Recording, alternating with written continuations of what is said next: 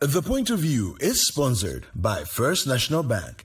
First National Bank, how can we help you? And Cowbell Coffee. Cowbell Coffee. Taste it, love it.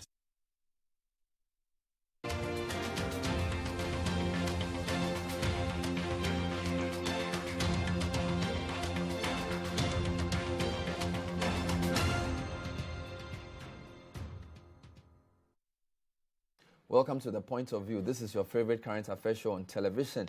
Here on The Point of View, we pick the right topics, we get the right guests, ask them relevant questions on issues that matter to you. It's an interactive show. We're live tonight. We'll take your views on two big stories, all within the educational sector. We'll be talking about this landmark judgment awarded against Achimota School in the case of Tyrone Magai and Nkrabea Ohiniba, directing the school to admit them. We have reactions from some important people on this.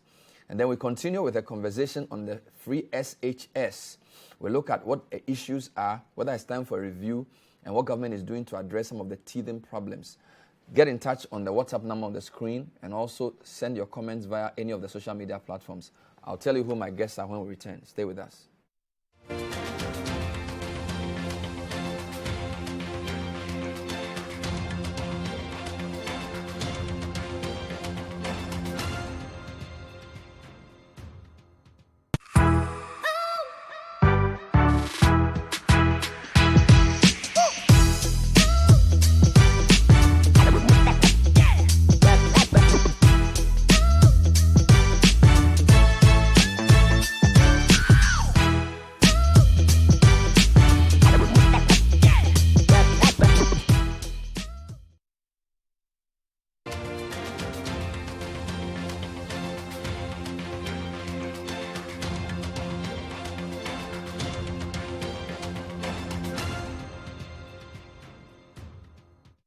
Welcome back. The Point of View is brought to you by First National Bank. How can we help you? And Cowbell Coffee.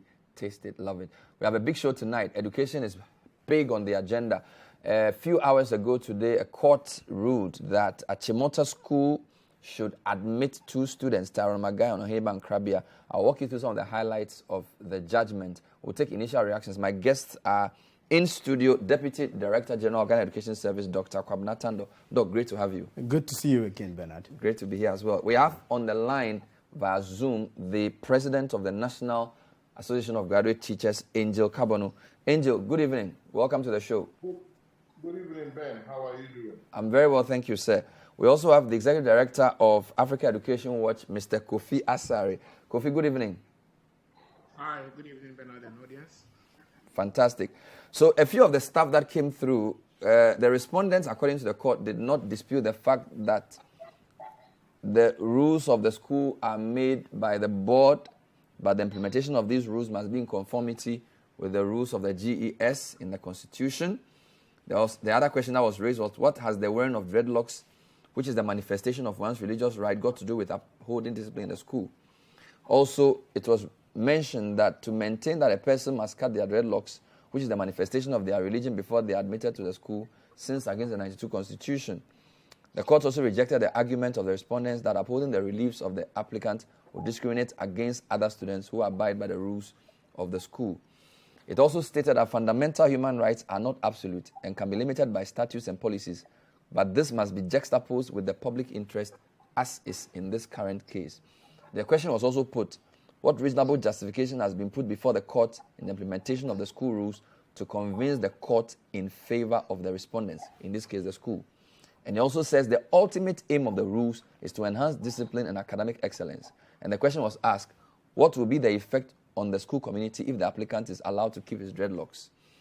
And then he talks about issues like hygiene, but the court says that the school did not make a case which was convincing enough. And so the order directed that the school admit the applicant, which is in this case Tyrone, and in the second case Ohiniba, to continue their education in the school. And the order directing the applicant to cut his dreadlocks, which is a manifestation of religious right, was set aside. There was no order as yet on any compensation due to the future relationship between the applicant and the school. And then the court also said ordering the applicant, which is the two gentlemen, to cut their dreadlocks will be a discrimination against their fundamental human rights and this would not be countenanced by the court. And then the failure and refusal by the school to admit the applicant because of their dreadlocks was a violation of their fundamental human rights.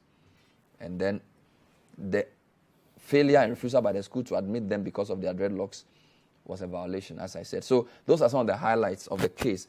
I'll take initial reactions. I heard a few of the things Angel said on TVS and also at Kofi Asare. So let me start with KB Tando. Good to have you. I'm not sure if government and GES have seen the full judgment yet, but so I just want your initial thoughts, because I'm sure it's something you've been following with keen interest as GES. Well, yes. The Ghana Education Service we have been following with a very keen interest, as you say. But I think it's also the case that we have not seen the judgment. The judgment just came this afternoon. And we would like to tread cautiously. And so we are confident that in the next day or two, a full report of the judgment as well as legal advice from a legal unit of the Ghana Education Service, as well as the Attorney General's office, because we are a state institution, would give us a legal direction as to an interpretation of the judgment. But one thing is that we also need to understand is that once this comes in and we assess it, we would work with the ministry and the Minister for Education, and then we would respond accordingly.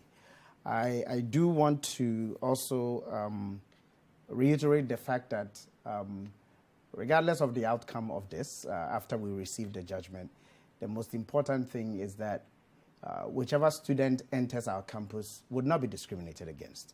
Once we have admitted a student, and the Ghana Education Service has admitted a student, or any of our schools have admitted a student, we will not leave any room for discrimination, would not leave any room for stigmatization. And so that is not going to be something that we are going to countenance. And I think that we need to make that clear to our students in whichever school students are admitted into, as well as to our staff, that whoever is admitted into a school forms part of the school community. And so we will do whatever we can to make sure that they grow and develop as part of the school community. You've not seen the full judgment, you would expect that the two would be allowed to enter the school and take classes normally. Well, as of now, that's what the court ruling, at least as we have heard it on social media as well as in the news, that's what the court ruling is saying. Once we get legal advice, obviously we are going to go according to whatever the legal advice is from our legal team. That should happen in the next day or two. And so I'm confident that in the next day or two, we should be able to proceed as to what next steps to take. Let me start with Angel. Initially, the impression I got was that you were not happy with the judgment, but listening to you again, you are saying you have no problem with the judgment. So what's the position? Has NAGRAT sort of deliberated on the decision yet? Angel, are you there? Angel, I'm not sure if you can hear me, so I think we need to rectify that. Kofi, let me take your reaction. Angel Cabono can't seem to hear me. Kofi, what's your reaction from the perspective of civil society? You have to watch. Come again. Angel, I'm asking you what your reaction is to the judgment. I think, in all, it is a victory for the right to education, and it is a victory also for the rule of law. In any country where there are disagreements in relation to the position of the law, the last resort normally should be to go to court and seek the clarity of the position of the law. And so citizens going to court to pursue their rights, a fundamental right for that matter, is the exercise of a democratic right of a citizen, which must be encouraged. In the same way, the ruling of the court affirms Article 28(4) of our Constitution, which is explicit that no child shall be discriminated against on grounds of religion, on grounds of any other socioeconomic factor, when it comes to the provision of education and health.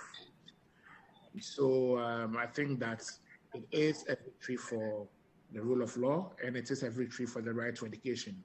It also is consistent with previous rulings last year, for instance, in the Malawi High Court, where an order was issued that fundamental rights like the right to education shall not be subject to any form of discrimination.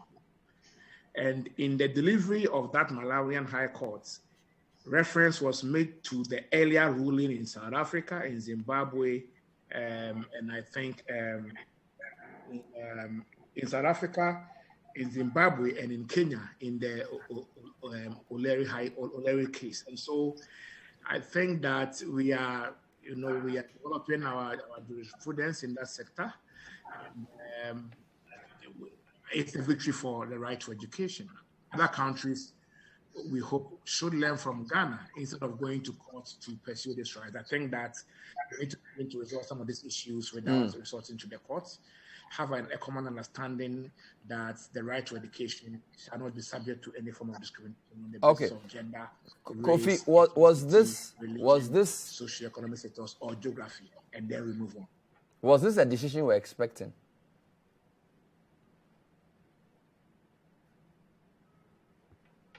Kofi, did you hear the question? Was this something you were expecting, or was to be honest with you, I wasn't expecting this decision.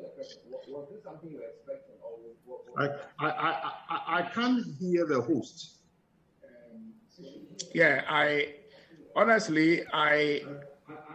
wasn't expecting this ruling. I wasn't expecting this ruling at all, because I have seen previous rulings by other courts in Ghana on similar issues that suggested otherwise.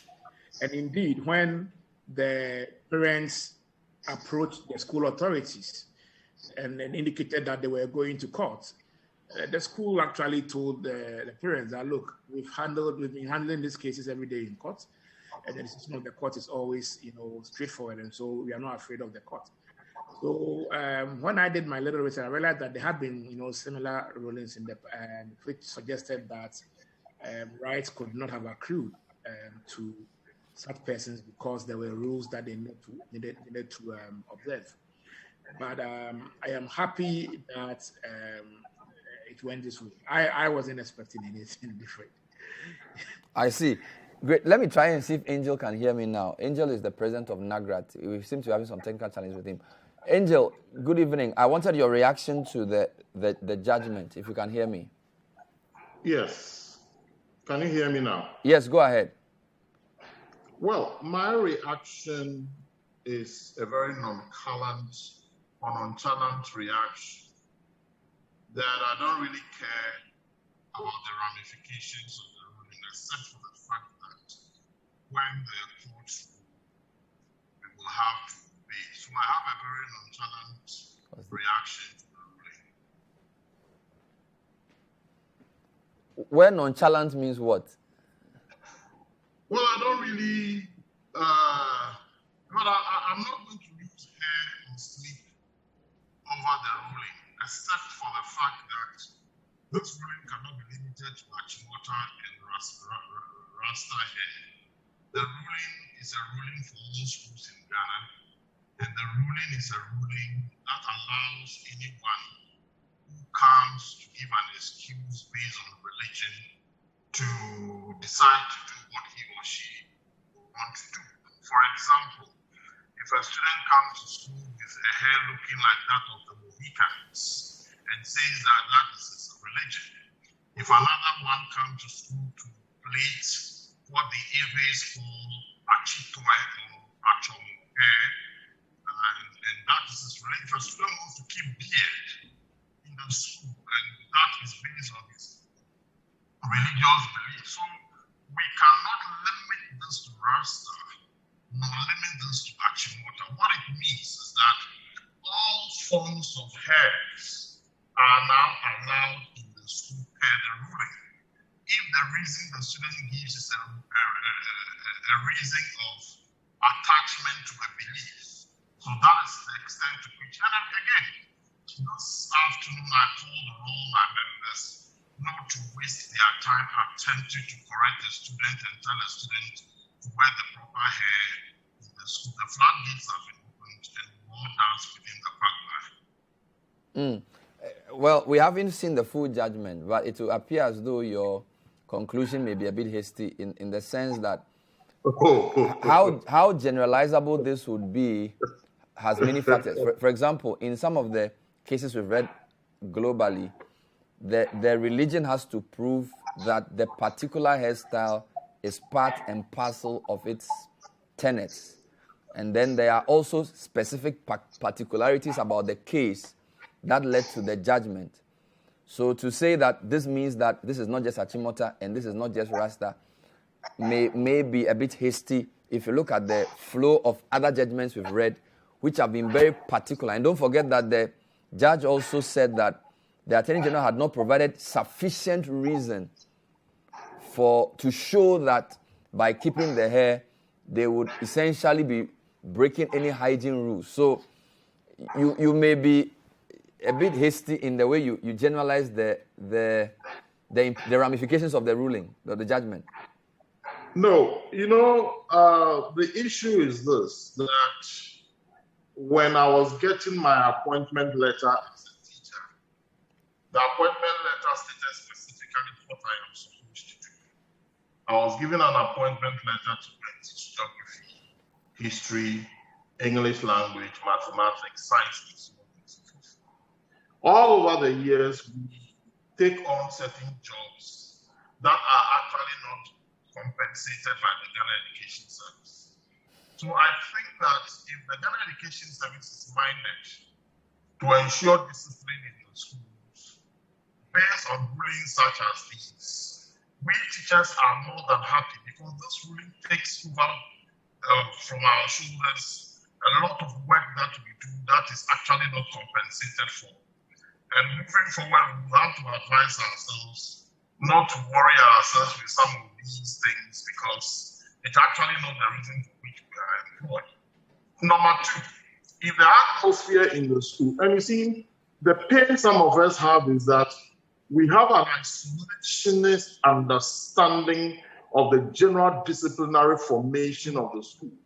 If at the end of the day, the school environment is such that the security of the teacher is not guaranteed, the teacher will have to take steps to ensure that he or she is in an environment where his person is secure. So for us to look at it from the pinhole of a Rastafarianism and not look at it from the general rules and regulation of an institution, for us to look at it from the limitation of hair, and it beats some of us our imagination. What we have been calling for all this while is that institutions should have the right to make rules and regulations to ensure that we have an environment that is conducive for teaching and learning to take place. I see. I mean, I don't want to over-argue the case, but I find the claim that teachers will no longer be interested in maintaining discipline to be quite shocking, because how a court ruling which says that they do not see how somebody keeping their Rasta hair would make the school become indisciplined can be construed to mean that teachers cannot discipline students anymore is beyond belief. But I'm sure that is why I'm saying that when we limit the ramifications to hair and we don't expand the ramifications to general rules and regulations of the school, we'll be arriving at a constricted conclusion that does not address the general discipline. Yeah, but you have no basis for extending the ruling to other forms of discipline, because the court hasn't made a judgment on school uniform. The court hasn't made a judgment on the color of socks. The court hasn't made a judgment on when to eat in dining hall. You are the one extending. You are the one extending the ramification to include those things. The court hasn't said that. The court hasn't said students cannot be disciplined. That is how an intellectual should look at developing issues. Today it is hair. Tomorrow is going to be uniform. The next day it is going to be this and that and that. Right. We cannot pick and choose the pieces of discipline that is not possible. For us as teachers, as I indicated to you, we are not going to sleep over this. We're not going to lose a hair over this.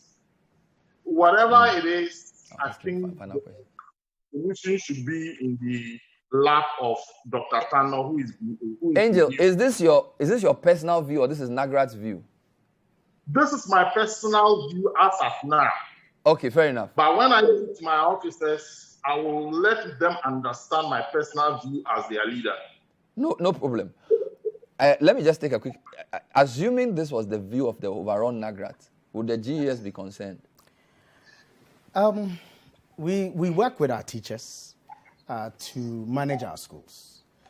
And we are also an agency of government, and we are a law-abiding agency. And so if after the advice in terms of what the legal ruling is, it is such that we must implement the ruling to the letter. I think that as Ghana Education Service, we would work with our teachers within the confines of the ruling to make sure that it is properly implemented. Let's talk about free SHS, because that's the other reason why we are here. Kofi, I have a story on City Newsroom where you are saying that the government must be open to a review of the free SHS policy and must have a dialogue of some kind. And I'm asking this on the basis and the background of what the president said at the UCC program, where he took issue with a media house for, quote-unquote, launching a campaign against the free SHS. Why do you think we need to have a conversation about free SHS at this point? Kofi Asare. Bernard, quick one. Before I go to it, let me just indicate that it is important that the National Peace Council delays the validation of the MOU. We're told that would be ready today. Apparently, they are leading the process for an MOU to be signed by the religious bodies in respect of the Wesley Girls Info issue. Because this ruling has bearing on religious rights, it is important for that process to be staggered until the full judgment is out, and then the rights conferred in that particular judgment must be brought to bear in the MOU that eventually will be signed, because it's not a decision for Achimota alone, but to be a decision for all schools. Fair enough. Yes, true. So Bernard, do you understand the extensions that I'm talking about? No, I still do not. I don't get the connection because you are making a hasty generalization. From what Kofi has just told you, he wants to tell you that the ruling on a ransom head has ramification on other religious rights as pertaining to Wesley Girls. Yes, but that's why there's a committee preparing guidelines. They didn't just jump and say the rule means that there's no discipline. You are saying that the judgment means that you are not going to implement any discipline. If it was that straightforward, there will be no need for a committee to meet to put together an MOU. So clearly, it's a deliberate process which has to go through different layers. So your conclusion is still not justified in my view. But let's go to free SHS. Kofi, my question to you is, why do you think it's important to have a dialogue about free SHS at this point? Is it about the what or the how? Okay, it is important to have a dialogue about free SHS because free SHS is a very important intervention or policy intervention in the education sector. When in 2005, we introduced FQ, that's Free Compulsory Universal Basic Education, the Ministry of Education, before its introduction and immediately thereafter, instituted participatory review sessions to have extensive review of the policy progress in line with the commitment we make to education for all and the Millennium Development Goals 2 and 3.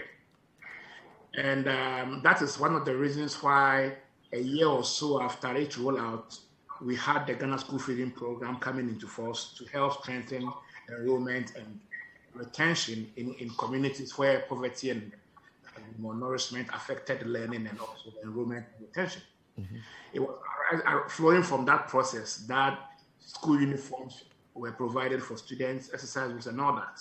So there has been a participatory review of free compulsory universal basic education before it started. Now, and then also since it started. Fast forward to Free Senior High School.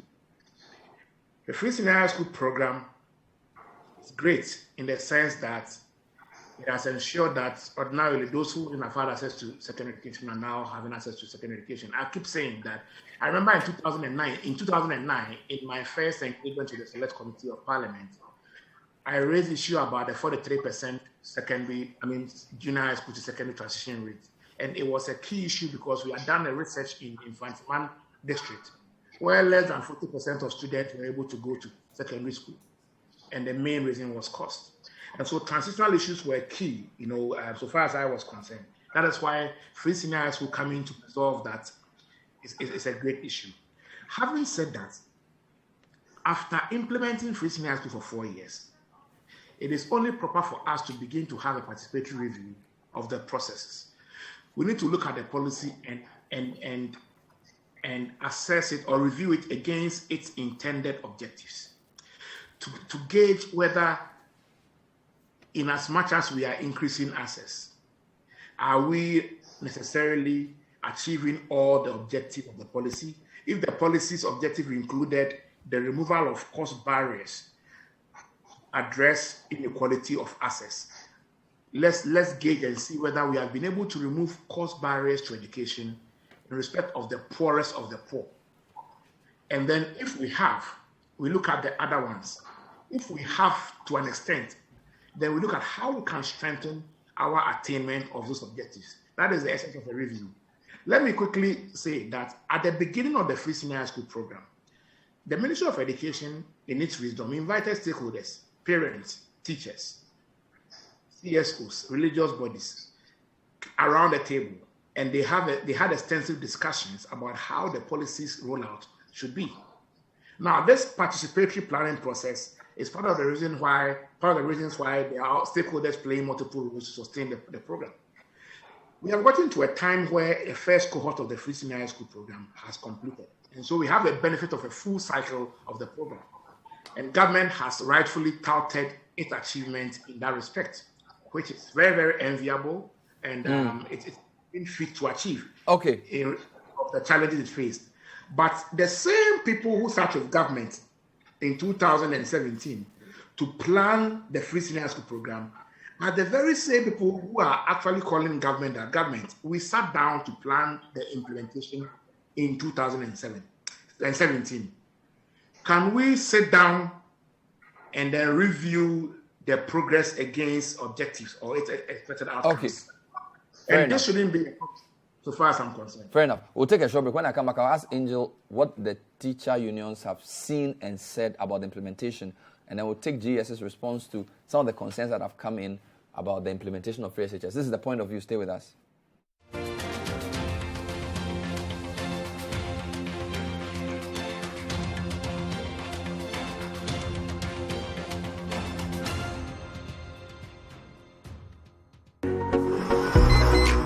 Up this morning. Nothing wakes me up better than a cup of cowbell coffee.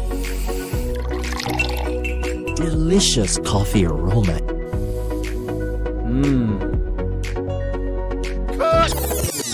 How can you forget your lines again? I'm sorry, sir, just that it tastes really good. Cowbell coffee. Enjoy the delicious creamy coffee taste of 3-in-1 cowbell coffee. It's a beautiful day. Waiting. Cowbell coffee. Taste it, love it. This advertisement has been vetted and approved by the FDA. It's a good day to meet every challenge. It's a good day to want more out of life. It's a good day to wish for it, work for it, go get it. Familiar taste, a delicious indulgent with a flavor you just can't hide. Refreshing energy gives so much for so little. For a strong performance, you've come to the right place. Good Day Energy Drink. Why wait a minute to enjoy a good day when every second counts? Good Day Energy Drink. keeps you going. Excessive drinking can be detrimental to your health. Not recommended for persons under 18 years, lactating mothers, pregnant women, and people sensitive to caffeine. This advertisement has been vetted and approved by the FDA.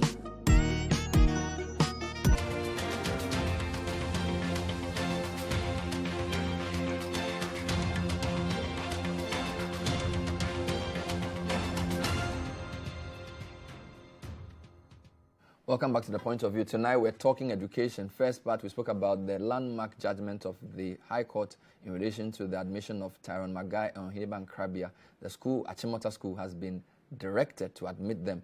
We're also talking about free SHS and some of the issues that have come in. My guests are KB Tando, Deputy DG, Ghana Education Service, Angel Kabanu, President, NAGRAT, Kofi Asare, Executive Director, Africa Education Watch. So Kofi Asare says the same people who worked with government to start the implementation of free SHS are calling for a review. Let's talk about the teachers. What has been the experience with the policy? Do they also think it's time to review it? Angel, so I know that last year, CHAS requested for a review of free SHS, which request, I believe, was rejected. What has been the teacher union's experience with the implementation of the policy so far? Well, the experiences are many and varied. And let me say that whenever one calls for a review of the free senior high school, it doesn't mean that one is disagreeing with the policy all in total. No. In every policy, there should be periodic review to assess the progress of the policy and to see what can be done to improve upon the policy going forward. Now, free senior high school cannot be limited to the payment and non-payment of fees by parents and beneficiaries. That is only one aspect of the concept.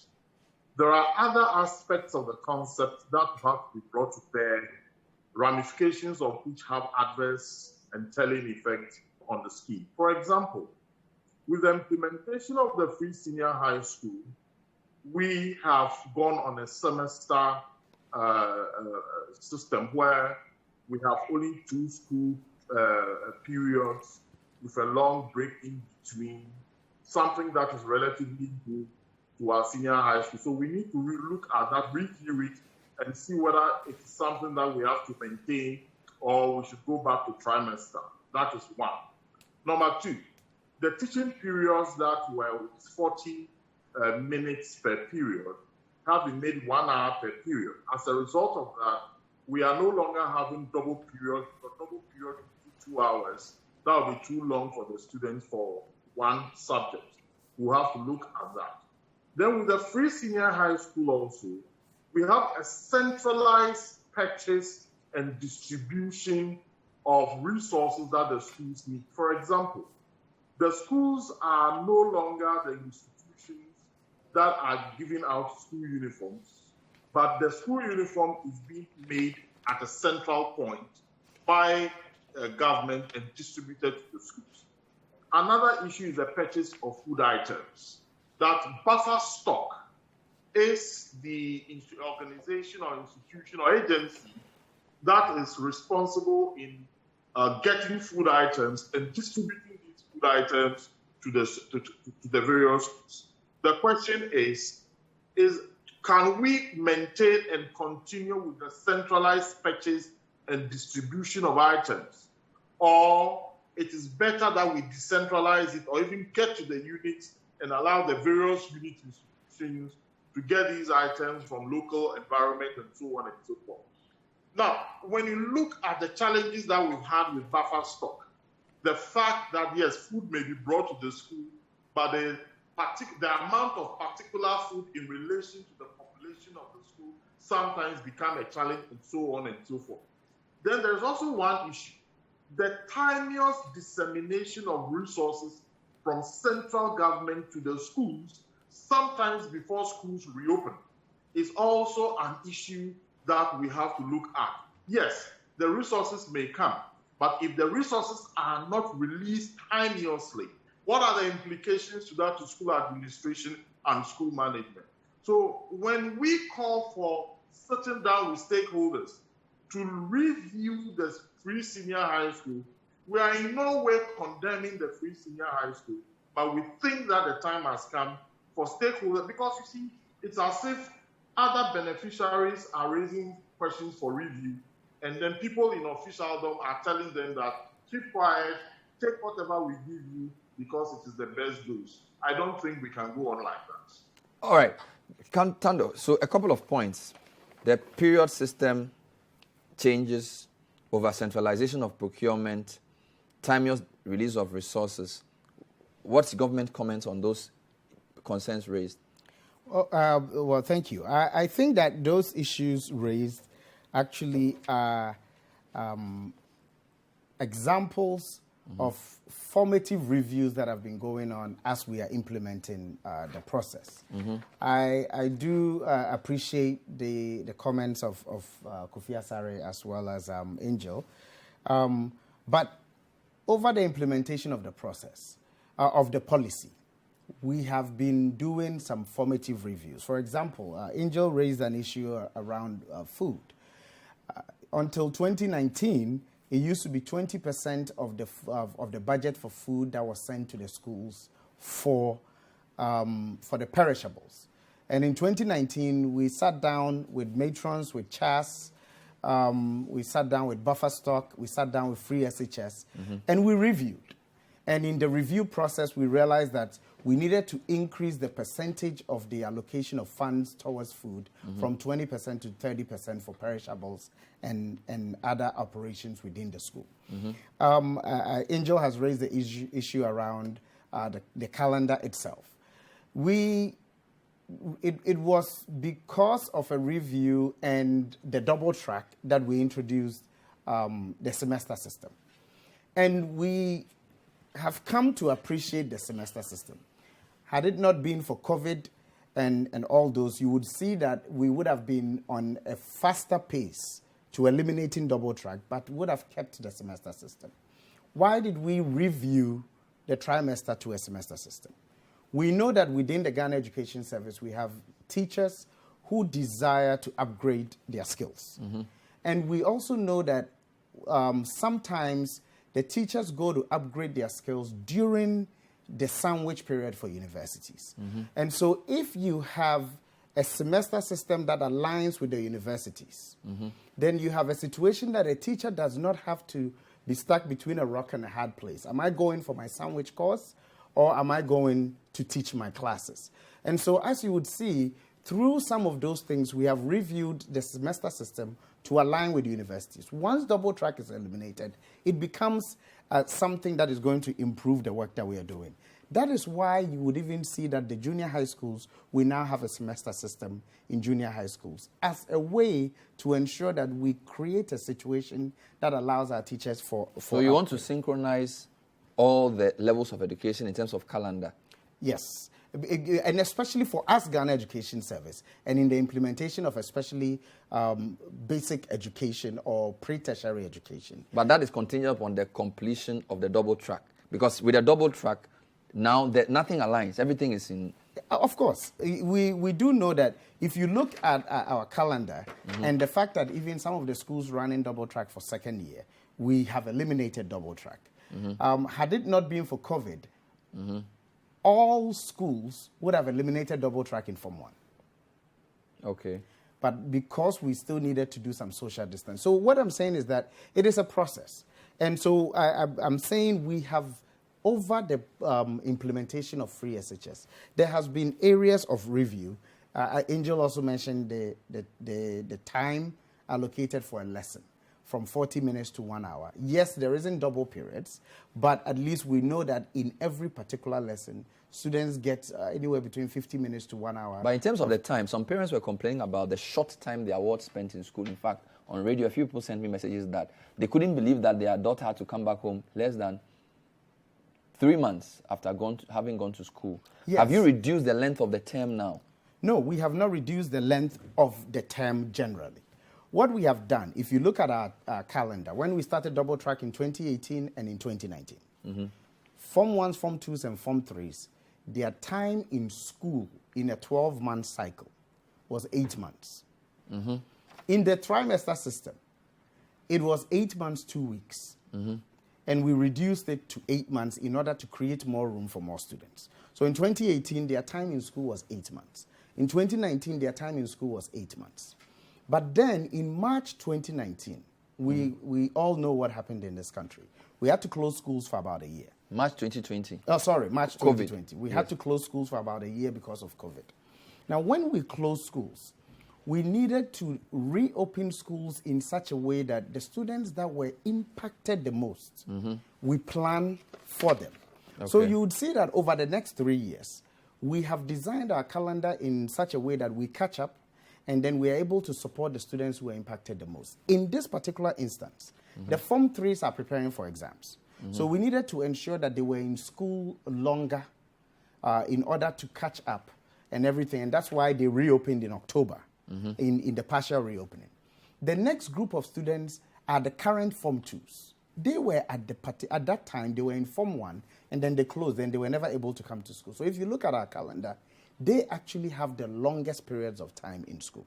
And then the Form 1s, we actually reduced their period of time from about 8 months to about 7.5 months to make some room for the Form 2s and Form 3s so that they can stay in school a bit longer. This is to make sure that they are the ones who are getting closest to exams. And over the next 3 years, we work in such a way that the Form 1s are able to. So it seems as if all of this is a temporary issue. It is. What we are doing is because of COVID, schools, and because schools were closed, we know that it was going to take us about 3 years to get back to normalcy. We have communicated that severally, that it was going to take us 3 years to get back to normalcy. We didn't sit in isolation to do this. We had a committee that was chaired by the renowned former Minister of Education, Professor Dominic Fobi. We looked at all of the impact and how do we get back to normalcy. Even if you look at our calendar now, we are beginning in January. But over the next 3 years, we'll shift back to our normal September through June or July calendar. But in doing that, we needed to consider the impact on cohorts of students, Form 1s, Form 2s, and Form 3s. And then design a calendar that allows them to be able to make up time over that 3 year period. So that informed why our calendar looks that way. Kofi and Angel, is this clear to you that this type of issue with the term and the trimester semester issue is just a temporary problem occasioned by COVID? No. Yeah, Bernard, I am not saying that the semester system is bad. I am also not saying that the movement from 40 minutes to 1 hour is bad. What I'm saying is that as people in an academic environment, there is the need for us to bring these new introductions onto the table so as to look at it and see whether going forward, will this approach be the most useful, or we will have to augment it in one way. And I'm going to give you one example. A core subject in the Ghana Education Service used to have 6 periods of 40 minutes. Right, so if you calculate 6 periods of 40 minutes, 40 times 6, you will come to a number of hours and a number of minutes. Now, with the with the current system where it is now 1 hour, with the old system where you had 40 minutes, you were having certain double periods. Bernard, you know what I'm talking about. So you can go for a core maths class, and it's a double period of what? 240 minutes. That is 80 minutes. That is 1 hour, 20 minutes, one stretch. Now, you cannot have 2 hours because that would be too long. So we are not saying that this is bad. We're also not saying that the semester system is bad. Because after all, per the agreement we had with Dr. Tano and the management of the Ghana Education Service, a teacher, if the semester system is working very, very well, a teacher is going to have a rest, an interim period of about 16 weeks rest. But because of the double track and the COVID and all things, we are waiting for things to revert. So we are not saying this is wrong. We are not saying this is bad. We are just saying that we have implemented something for a while. Let us sit down and look at the ramifications and see whether we can improve it. What about the centralization issue that was raised? Yes. For the centralization issue, let me state that I would plead with the Ghana Education Service. We, the unions, have met buffer stock. There are challenges, and we need to come to the table to discuss the challenges of the centralized distribution system. It is not. It starts well. It moves on and it is grappled with challenges. I have seen headmasters move their bars to other schools to see whether they can do buffer exchange of. So you go to one school, there is so much rice given to the school, and you go to another school, there is so much beans given to the school, because the contractors have been asked by buffer stock to bring the items to the schools, and the head of the school do not have a choice than to accept them. This is a challenge that we need to look at, and other challenges that we have. For example, about 4 or 5 years ago, the Ghana Education Service instructed all schools, especially schools in the cities, to move to prepaid meter system. Now, when schools reopen, the government will not bring the money ahead of school reopening. So the school authorities will have to get some money, get prepaid, and then write for reimbursement. Sometimes the time that the reimbursement comes takes so long. And sometimes when it even comes, it is not up to the amount of prepaid that was purchased. Thank God, when we met, the unions met the minister last 2 weeks. And the minister promised that they are going to ask ECG to move all schools to postpaid, since it is central government that is going to pay. This has been challenges to most heads of schools, especially those who are running the prepaid. All right. Let me take a quick comment from Kofi. Kofi, what feedback do you get from parents about the free SHS that needs to be reviewed? Well, Bernard, honestly, if I pretend that we can have a discussion on the feedback we get from the schools within 1 hour, we would not. We may, end up ignoring the issues. But we have commissioned 3 separate studies as far back as February. We, and in collaboration with 2 other CSOs, and we will be launching the studies and the reports later in the month of June. The feedback we get is that the free senior high school policy is doing well in respect of its impact on enrollment and retention, and it is doing well. There is no data to suggest that the quality of learning outcomes is depreciating. And no, I have never suggested anywhere that the quality of learning outcomes is depreciating. I haven't heard that discussion, those comments, except perhaps from people who have their own objectives. But as I keep saying, no one has data to suggest that the quality of free senior high school, secondary education is dwindling because of free senior high school. But there are issues relating to the operations. There are operational issues. There are procurement issues. There are management issues. There are management issues. For example, at the commencement of the program, the Ministry of Education set up a special purpose vehicle, a free senior high school secretariat, to run alongside the secondary education division, or whatever it's called now under the genius. Prior to free senior high school, secondary education division was running secondary education with regional director of education directly coordinating SIN. Now we have a parallel system where a free senior high school secretariat set up by the ministry to do what previously secondary education division was doing, with regional coordinators doing similar to what regional director of education were doing. Now, we understood that to be as part of the implementation, the rollout phases. You would probably require more expertise, if that is the case, to support the RDs and then the secondary education division to actually support the promise to policy transition process. We are in year 4. So there are issues relating to whether those structures are going to be made permanent, because so far as many are concerned, these are parallel structures that are political structures, that are allegiance to political, allegiance to politicians and not the public service. And comes challenging for us accountability advocates to demand accountability from the Swiss National Secretariat or regional coordinators within the GES has secondary education directorate. Okay, Kofi. So just to hear you, there's operational, management, and procurement. I'll take a quick break and let Tando respond to that. This is the point of view. Stay with us.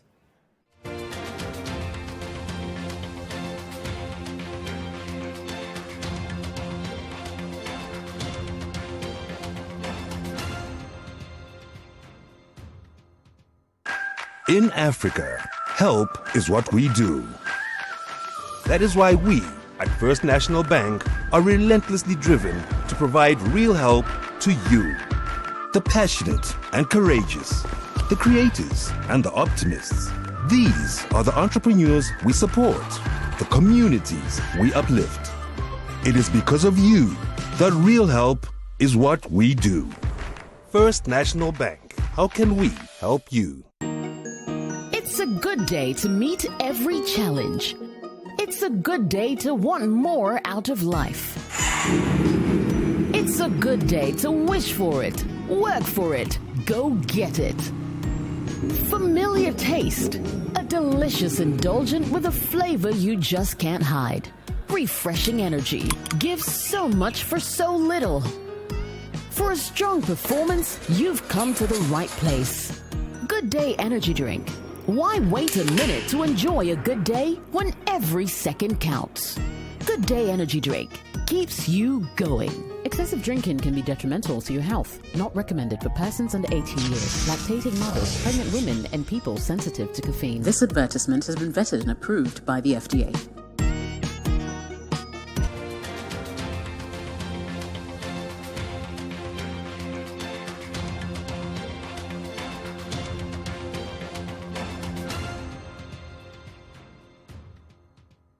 Welcome back to the point of view. So let's take quick reactions to the issues raised. Management issues, operational issues, procurement issues. Quick responses to those.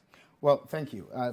Especially in terms of procurement issues, we do know that when you purchase bulk, you are able to beat down prices. And so the idea and the strategy behind bulk central purchases is that it is able to drive costs down, rather than each school going to buy on the open market.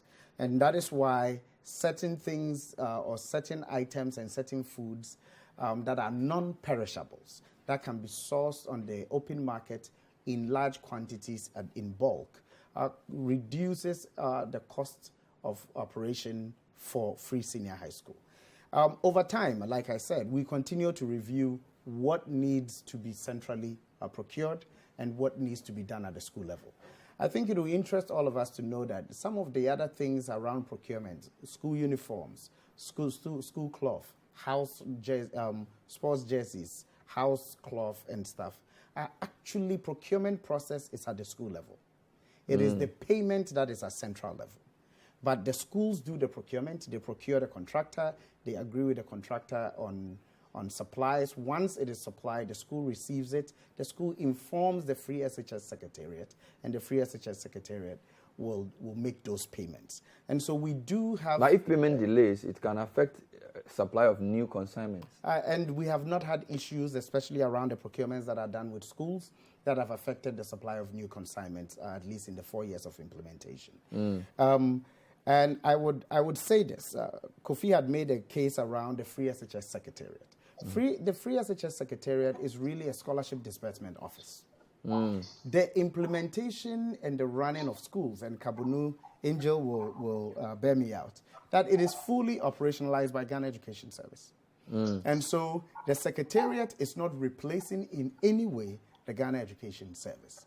And that what the Secretariat is doing is it's a scholarship disbursement. So they are ensuring that those scholarships are dispersed. So they do whatever checks they need to do, and then they disperse the monies. The Secretariat never even disperse monies to schools directly.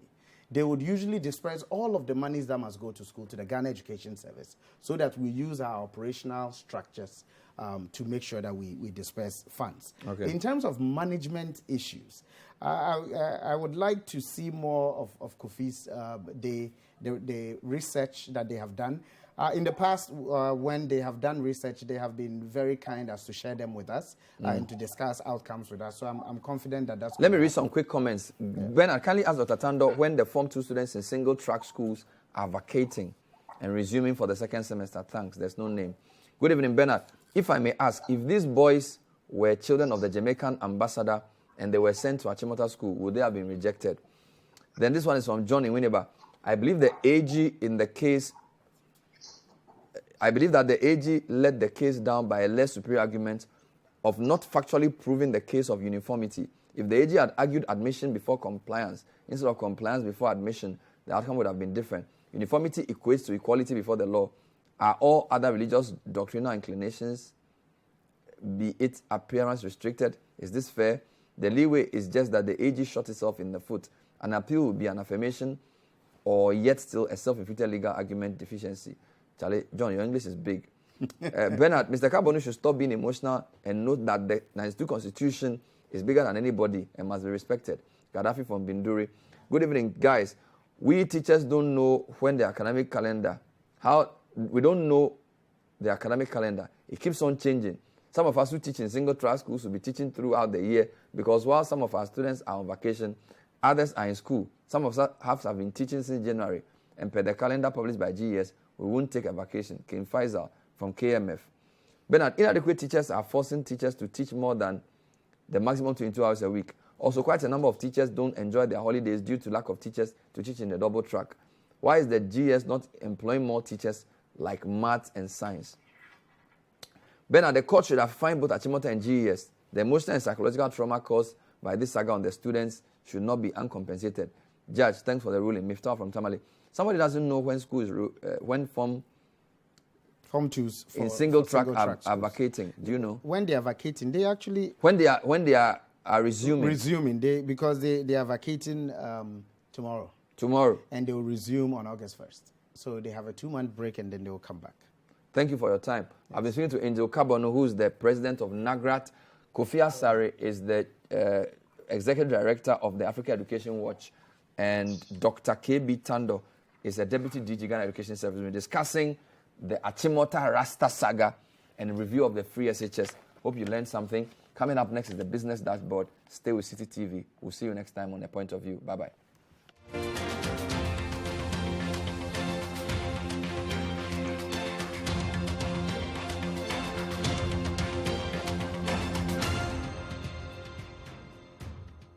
The Point of View is sponsored by First National Bank. First National Bank, how can we help you? And Cowbell Coffee. Cowbell Coffee. Taste it, love it.